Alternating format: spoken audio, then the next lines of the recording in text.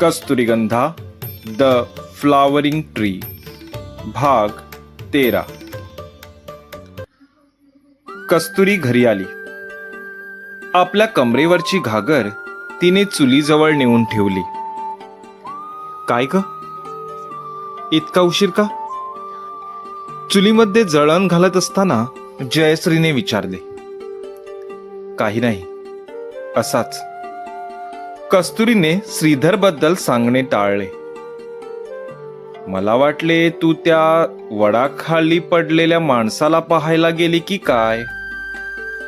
जयश्रीने चुलीत फुंकर घालीत म्हटले. नाही नाही, मी तिथे कशाला जाणार? कस्तुरीने मान हलवली. तुझे काय, तुला लगेच कुणाचाही पुळका येतो.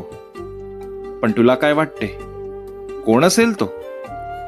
जयश्रीने प्रश्न केला. असेल ग कोणीतरी. बाजारात सगळीकडे आपल्याच फुलांची चर्चा होते. कोणीतरी फुलवालाच असेल जो आपल्या फुलांची चौकशी करायला आला होता. कस्तुरीने जयश्रीजवळ बसत म्हटले. मला पण तसेच वाटते. कस्तुरी, आपण 2-3 दिवस फुले आणायला जाऊ नये. जयश्रीने जरा विचार करत म्हटले. नाही नाही, आज आपण टाळले ते ठीक आहे, पण रोज रोज असे लोकांना घाबरून राहिलो तर आपल्याला हवे तेवढे पैसे मिळणार नाहीत, कस्तुरी म्हणाली. तेव्हा शांता उठली. मुलींना चुलीकडे पाहून तिला जरा आश्चर्य वाटले. काय ग, आज तुम्ही दोघी इथेच? डोंगरावर फुले आणायला नाही गेलात का? शांताने विचारले. नाही आई, आज कोणीतरी आमच्या मागावर होतं. आम्ही फुलं कुठून आणतो ते बघण्यासाठी आमच्या मागे मागे चालत होता, म्हणून आम्हीच तिथे जाण्याचे टाळले, जयश्रीने सांगितले. एकदम बरे केले. कोणाचे भले होत असलेले भगवत नाही लोकांना. चहासाठी पाणी ठेवलंय का? शांताने विचारले. हो, आताच विस्तव पेटवला आहे, जयश्रीने सांगितले. चला, आज खूप दिवसांनी जयश्रीच्या हातचा चहा प्यायला मिळेल, शांता हसली. काय म्हणालास? श्रीधर त्या फुलवालीच्या घराजवळ गेला होता? श्रीधरच्या वडिलांनी सकाळचा काढा पित असताना अचंबित होऊन म्हटले. हो हो मालक. तिथे असलेल्या वडाच्या झाडामागे लपून श्रीधर दादा त्या फुलवाल्या येण्याची वाट पाहत होता. रामप्पाने माहिती दिली. त्याला नक्की झाले तरी काय आहे? श्रीधरच्या वडिलांनी आपल्या हातातला पेला खाली ठेवला. मालक, मला वाटते श्रीधर दादा फुलवालीच्या प्रेमात पडले आहेत. म्हणजे असा माझा अनुभव सांगतो, रामप्पाने हळूच म्हटले. काय? कोणती फुलवाली? श्रीधरच्या बाबाने आवाज चढवला. तीच जी रोज येते. नक्की तीच असणार, कारण दुसरी दिसायला तेवढी खास नाही. छोटी कस्तुरी सुंदर आहे, रामप्पाने आपले डोके चालवत सांगितले. पण दिसण्याने काय होते? त्या कुठे, आम्ही कुठे? राजमहालातला कुलदीपक त्या गरीब पोरीच्या प्रेमात? अशक्य. मी असे होऊ देणार नाही, श्रीधरचे वडील म्हणाले. मालक, अजूनही वेळ गेलेली नाही. श्रीधर दादांना वेळीच आवरायला हवे, रामप्पाने आजूबाजूला बघत सांगितले. हे सगळे त्याच्या आईमुळे झाले आहे. तिनेच त्याला जास्त लाडावून ठेवले आहे. नाहीतर अभ्यास सोडून असले निरर्थक धंदे करत बसला नसता. काय तर म्हणे फुलवालीच्या प्रेमात आहे. श्रीधरच्या वडिलांच्या बोलण्यात राग झळकत होता. आता दादांना त्यांना रोखायचे कसे ते बघा, रामप्पा म्हणाले. त्या फुलवालीला यापुढे या घरात येऊ देऊ नका.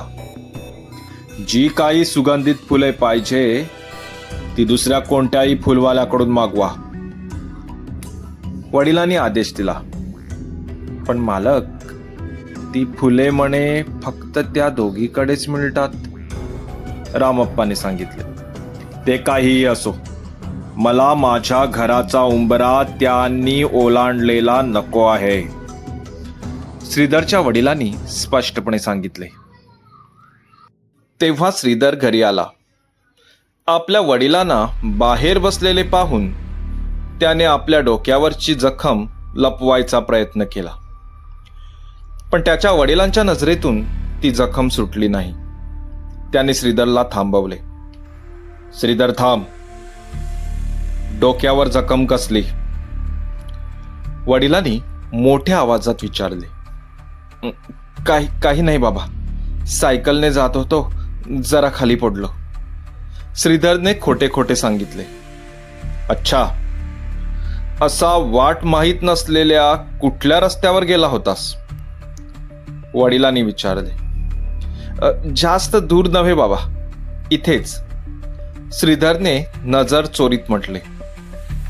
आणि जास्त दूर जाऊ पण नकोस, कधी पडशील कळणार पण नाही, असे म्हणत श्रीधरच्या वडिलांनी पुन्हा काड्याचा ग्लास तोंडाला लावला. श्रीधर आपल्या खोलीत आला. त्याने त्याच्या खोलीत लावलेल्या दर्पणात आपले प्रतिबिंब पाहिले. त्याच्या कपाळावरची जखम आता सुकलेली होती. त्याने आपल्या जखमेला अलगद हात लावला. तिथे हात लावताच त्याला कस्तुरीचा स्पर्श जाणवला. तो विचार करूनच त्याच्या मुखावर नकळत हास्य आले. तो तसाच पलंगावर येऊन आडवा झाला. कांचना म्हणते ते अगदी बरोबर आहे. मी कस्तुरी गंधाच्या नव्हे तर कस्तुरीच्याच प्रेमात पडलो आहे. तिला पाहिले की मी स्वतःला हरवून बसतो. कस्तुरी गंधाची फुले तर तिला भेटण्याचे फक्त एक माध्यम आहे. हो, मला कस्तुरीवर प्रेम झाले आहे. मी तिच्या प्रेमाच्या सुगंधात बुडालो आहे. मला तिच्याशी लग्न करायचे आहे. पण बाबांचे काय? त्यांना मी हे कसे सांगणार? ते लग्नाला कसेच तयार होणार नाहीत. तेव्हाच त्याच्या दारावर टकटक झाली. तो उठून बसला. दरवाजावर कांचना होती. काय दादा, येऊ का आत? कांचनाने विचारले. नको म्हटले तर तू ऐकणार आहेस का? नाही ना? तर मग ये, असे म्हणत श्रीधर पुन्हा आडवा झाला. कांचना त्याच्या पायाजवळ बसली. कांचे, जरा पायाचे तळवे दाबून देतेस का? खूप दुखत आहेत, श्रीधरने तिला विनंती केली. वा, रोज रोज सकाळी जाऊन तेज गतीने सायकल चालवत शेजारच्या गावात गेले तर पाय दुखणारच. स्वतःला झेपेल अशीच कामे करावी माणसाने, कांचनाने श्रीधरचे पाय दाबत म्हटले. म्हणजे? श्रीधरने विचारले.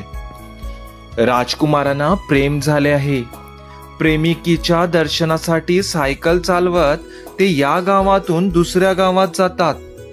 तेव्हा स्वतःच्या देहाची त्यांना पर्वाच नसते, कारण नंतर पाय दाबून द्यायला त्यांची बहीण आहेच ना. कांचना गालातल्या गालात हसत बोलत होती. तुला पाय दाबायचे नसेल तर दाबू नको, पण प्रवचने देत बसू नकोस, श्रीधरने म्हटले. असे म्हटले की झाले तुझे. राजकुमार जे आहेत, कांचना वेडावत म्हणाली.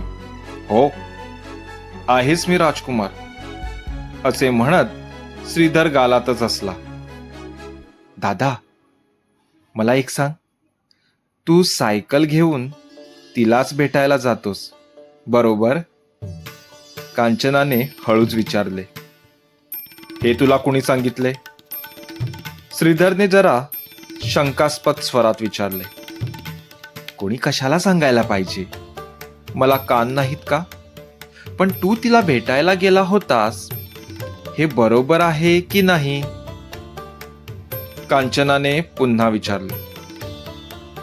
मला आधी सांग, हे तुला कसे कळले? श्रीधरने परत तोच प्रश्न केला. बाबा आणि रामप्पा बोलत होते, कांचनाने सांगितले. काय? बाबा आणि रामप्पा असे बोलत होते की मी कस्तुरीला भेटायला जातो? श्रीधरला जरा आश्चर्यच वाटले. मग तुला काय वाटले? मांजर डोळे बंद करून दूध पिणार आणि कुणाला कळणार पण नाही? कांचना हसली. आणखी काय बोलत होते? श्रीधरने विचारले. म्हणत होते की हे लग्न ते कसेच होऊ देणार नाही. कांचनाने पाय दाबत असताना म्हटले. पण का? श्रीधरने प्रश्न केला. कारण आम्ही श्रीमंत आहोत, तुझी फुलवाली गरीब. आम्ही राजमहालात राहतो, आमचे राहणीमान वेगळे. मग कसे होणार? हे नाते जुळणे कठीणच, कांचना म्हणाली. याचा अर्थ बाबाला सगळे ठाऊक आहे. तरी पण मला काहीही प्रश्न विचारत होते. श्रीधर म्हणाला. हो, त्यांना तू सकाळी कुठे गेला होतास, कुणाला भेटायला गेला होतास, कधी गेला होतास, कधी आला, हे सगळे माहीत आहे. तरी वेड पांघरून पेरगावला जात आहे, कांचना म्हणाली. तसेच असेल तर मी पण त्यांना दाखवतो की हा श्रीधर काय करू शकतो. आता मी लग्न करेन तर कस्तुरीशीच. तर तुम्ही ऐकत होता कस्तुरीगंधा द फ्लावरिंग ट्री या कथेचा 13वा भाग. पुढे काय होणार? श्रीधर कस्तुरीशी लग्न करणार? या लग्नाला त्याचे बाबा तयार होणार का? आणि मुख्य म्हणजे कस्तुरी तयार होईल का? पाहूया पुढच्या भागात. धन्यवाद.